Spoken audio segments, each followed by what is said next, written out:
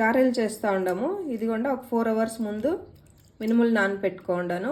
దాంట్లోకి మిక్సీకి వేసుకుంటాం అనేటప్పుడు ఒక 20 minutes ముందర కొద్దిగా బియ్యం వేసుకోవాలి దీంట్లో. అప్పుడు బాగా క్రిస్పీగా వస్తుంది.